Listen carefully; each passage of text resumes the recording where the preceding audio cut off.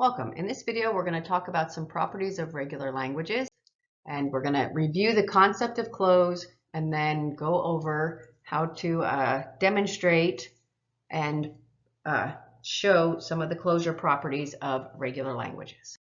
So what does it mean to be closed? A set is closed under some operation if the operation on members of that set produces a member of that set. So what that means is the set of regular languages, if you have a regular language and regular languages as a set, if you perform an operation on languages that are regular, if the result after that operation creates a regular language, you can say that the set of regular languages is closed under that operation. So again, I repeat, if you have a regular language and you take that regular language and you have two languages that are regular and you create the union of those two languages, if after creating the union of those two languages, if that language that has been produced by the union is also regular, you say the set of regular languages is closed under union. So some of the operations that regular languages are closed under is union. Another one is intersection. If you take a regular language and another regular language and you intersect those two languages, if that resulting intersected language is also regular, the set of regular languages is closed under intersection, which it is. And in this video, we're just going to show by construction demonstrate some of these properties.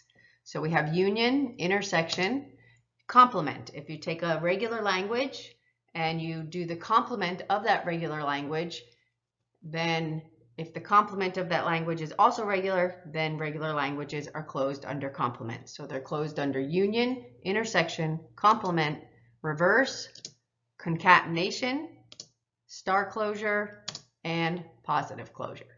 So let's get started to demonstrate how we can show proof by construction that regular languages are closed under union. So remember that the definition of a regular language is that there exists a DFA for that language. So a proof by construction that L1, if L1 is a regular language and L2 is a regular language, you want to prove that if you union L1 with L2, that result is also regular. And we've already covered this, but now we're just going to reiterate this, review, and go over the closure properties of more of the closure properties of regular languages. All right, so here is how we can do a proof by construction to prove that the union of L1 and L2, if L1 and L2 are both regular, that the union is also regular. So you just, I have two DFAs here, and they're both DFAs for regular languages. So one is for L2, the other is for L1. One is for L1, the other is for L2. And so what you can do to prove that the union is also regular is you need to construct a DFA that accepts L1 union L2. So how you do that construction is you create a new initial state, and then you create lambda transitions from the new initial state to the previous initial states. So now we have created an NFA that accepts the union of L1 and L2. And you know that from previous, so this is not the same DFA. We had DFA 1, DFA 2, so this is DFA 3.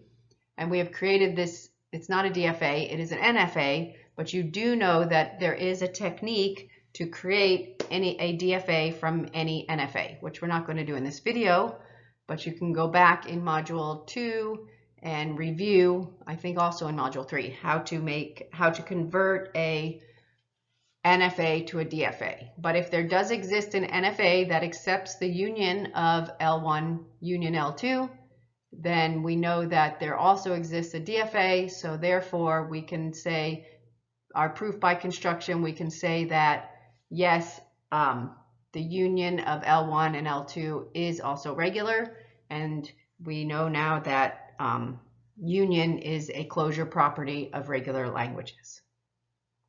All right, so this is, I did say you can convert an NFA to a DFA. We can also, this is a review, this should be a review, because we're going to use this procedure Bob. So this procedure Bob is not in your book.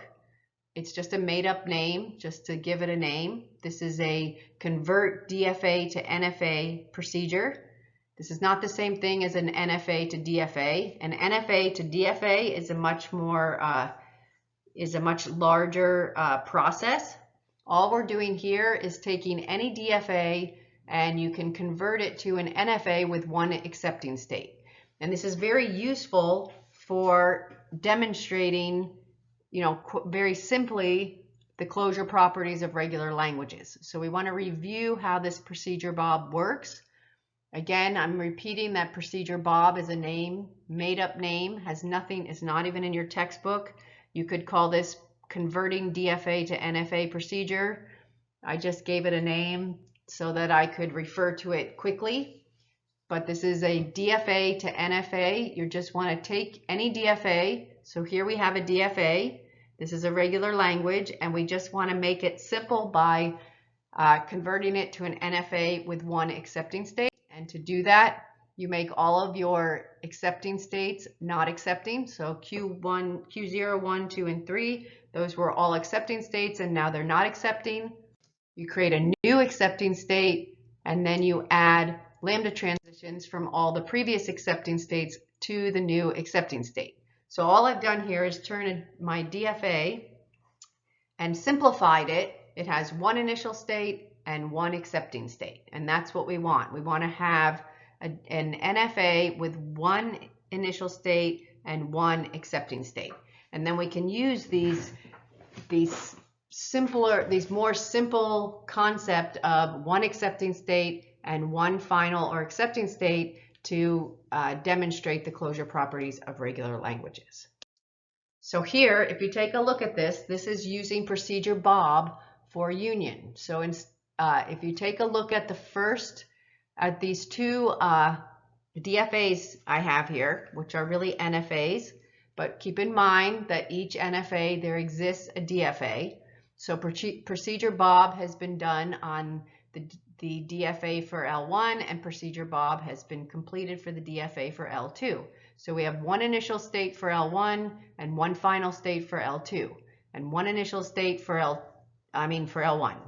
One initial state for each language and one final state for each language. So now to demonstrate the union of these two languages, all you need to do is make a new initial state, add lambda transitions from the new initial state to the previous initial states, make the previous final states not final or not accepting, and add lambda transitions from the previous final states to the new final state. So what we have here is we have just created we took our two DFAs and turned them into NFAs with one initial state and one accepting state. And now we have created one NFA. Instead of having all these different accepting states, we've created one NFA now with one initial state and one final state. And this shows that this is one NFA for our new language, which is the union of the two languages. All right, so here's how you can use concatenation. Again, we have two languages. We have L1 and L2, and we've done procedure Bob on L1 to have one initial state and one final or accepting state, and we've done the same thing with L2. So now how we demonstrate the concept of closure is we take our former accepting state and make it not accepting state of L1. We make the initial state not initial of L2, and we just add a lambda transition from the previous final state to the initial state. So basically what we're doing here is all the strings in L1 will be concatenated with all the strings in L2, and that way we have a single initial state and a single final state, And this is for the concatenation of L1 and L2.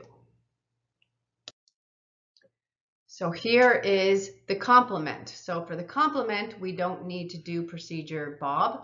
We can keep our DFA the way it is, because what we're going to do to demonstrate and create a DFA that accepts the complement of the language, all you need to do is see here that Q3 is accepting. We're going to make that not accepting.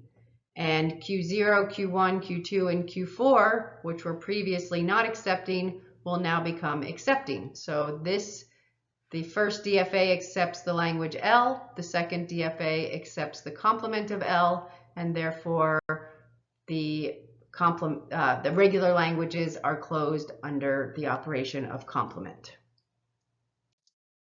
Next one is the reverse. So here we have an NFA or DFA for our language L. Again, procedure Bob has been completed here. We have one initial state and one final state. So how do we take this DFA and turn it into the reverse of the language? You make your initial state not initial and accepting. So we now had Q0 is no longer going to be the initial state. It's going to be the final state. And then you're going to make the initial state the previous final state, and then you reverse the direction of all of the states and transitions, and reverse all of the transitions. So now we have the first one is a DFA or NFA for the language L, and the second one is a DFA or an NFA for the reverse of the language. So you can see how you can demonstrate these closure properties much more efficiently by doing the procedure Bob first, rather than trying to take a complicated DFA and change all of the transitions and figure out how to get to the final state. If you just do the procedure Bob and have one initial state and one final state, then you can demonstrate these operations on the language. All right, so here's star closure. So we have created procedure Bob on our DFA. So we have an NFA with one initial state and one final state. And then to do the star closure, you just add a lambda transition from the accepting state to the initial state, and you add a lambda transition from the initial state to the accepting state, and now we have a DFA or an NFA that accepts the star closure of our language. So we can demonstrate here that regular languages are also closed under star closure. So just to review, we did what are closure properties? What does that mean? It means that if you have a regular language and you perform an operation on that regular language, will that resulting language be a regular language? And you can use procedure Bob to change any DFA into an NFA with one initial state and one accepting state. And after you do that procedure, you can demonstrate the closure properties, union, and some of the closure properties much easier, union, reversed, star closure, by first performing procedure Bob. In the next video, we will talk about intersection and some more closure properties of regular languages.